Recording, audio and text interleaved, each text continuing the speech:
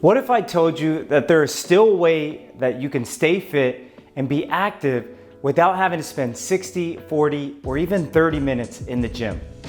Many of us are very busy, and one of the common reasons why I hear people can't exercise is because of lack of time. Now, maybe for you, it's being at your job all day, or having to take care of a family at home that needs your attention. Regardless of what you think is holding you back, there is still a way that you can take care of your health. And just because you can't spend endless hours in the gym like others can, that doesn't mean you still can't reap the benefits of exercise. The truth is, we are all going through this journey of life. And reality is at some point in our lives, our priorities shift. And sometimes we are less focused on being the fittest and more focused on our entire well-being. So today, I wanted to discuss with you the concept of exercise snacking and how this method could help you stay active regardless of how busy you get. And make sure you stick around to the end because I'll show you the 3 tips that you need to consider before trying out this new strategy. Now, whether your goal is to drop a couple pounds or simply just get in better shape, this strategy can really start to change your perspective on what exercise means to you. Most of us are used to and probably feel that in order to get in the best shape, you have to spend 45 to 60 minutes in the gym. Or we feel that all of our exercise has to be done in just one session or else it won't be as effective. Unfortunately, this is not true. And as long as you're finding the right intensity to create physiological adaptation, you will still see positive results. Now, what exactly is exercise snacking? Exercise snacking is described as breaking up a single session of continuous exercise into several shorter bouts throughout the day. These can be small sessions anywhere from 9 to 12 minutes long, 3 to 4 times per day. Now, a recent study found that a training program involving 3 12-minute bouts of intermittent interval exercise was superior to continuous exercise when it came to improving blood sugar control in people with insulin resistance. Other studies have even shown that sprint interval training involving brief bouts of vigorous exercise increased cardiorespiratory fitness similar to the traditional moderate continuous exercise. Now, doesn't this sound appealing? The thought that you can still be active and increase your fitness even if it's as little as 9 minutes at a time. You no longer have to feel that getting in shape has to be this structured 45 to 60 minute session that you do at the same time each day.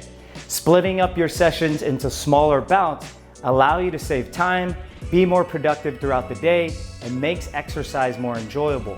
Especially if you're someone who has a hard time with motivation and going to the gym for greater than 30 minutes just seems impossible. With a shorter session, you are now required to be intentional and efficient with your time, which can make your workouts actually better. So what would this look like for you now? Well, if you're someone who normally works out for 45 minutes a day, then you could potentially break this up into 3 short 15-minute bouts throughout the day. Or you can do one 25-minute session in the morning and another 20-minute session in the afternoon. Now, although this sounds great, you will still need a plan to make this work. Let's get into my 3 tips that can help you get started. Tip number 1 is creating little resistance. Whatever you choose, make the exercise program easy enough to be integrated into your daily routine. We want no resistance whatsoever so that you can consistently adhere to the program. For example, if you know you have a 10-minute gap in the morning to walk on the treadmill before your kids wake up, have your workout clothes and your headphones ready by the door. Or if you decide to spend the first 15 minutes of your lunch walking outside, figure out which route you're going to take. This will take some trial and error to figure out areas in your day that you could potentially delegate to move.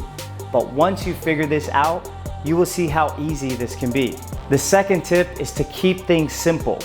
This is especially important when you're just starting off. If you start off with a session that's going to take you more time to set up, or if you choose a routine that will exhaust you for the rest of the day, you will not want to repeat this again.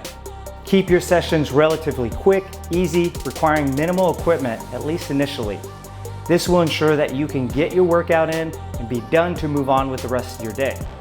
Then, as you become more effective with your time management, you can choose more challenging activities and get more creative. Now, the last tip is to plan ahead. Figure out which activities you can disperse throughout the day and how long you want to dedicate to each piece. This is where specificity and being as detailed as possible will help you take action. If you're going to choose to jump on a bike around lunchtime, be specific with how long you want to go and where you want to go. If you're going to work on 15 minutes of strengthening exercises, write down which specific exercises you will want to work on with the targeted sets and reps. Remember, we want no resistance and don't want you to be worrying about thinking too much here. The more specific you can be here, the more you can begin to learn how to manage your time wisely. Now I get that there are some of us, including myself, who are very social, that just love going to the gym because it's motivating. And that's okay. If you have the time, by all means, use it however you want to. But life gets in the way, and on some days you won't have time. You can choose to not move, or you can choose to use 10 minutes here or 15 minutes there to make it happen. Now, although this plan sounds great and can be highly effective, you still have to do the work. So I encourage you, start simple and just start moving. Thank you so much for watching. Now, if you're looking for my favorite body weight exercises that you can use with minimal equipment, check out the video I made here. I'll see you in the next one.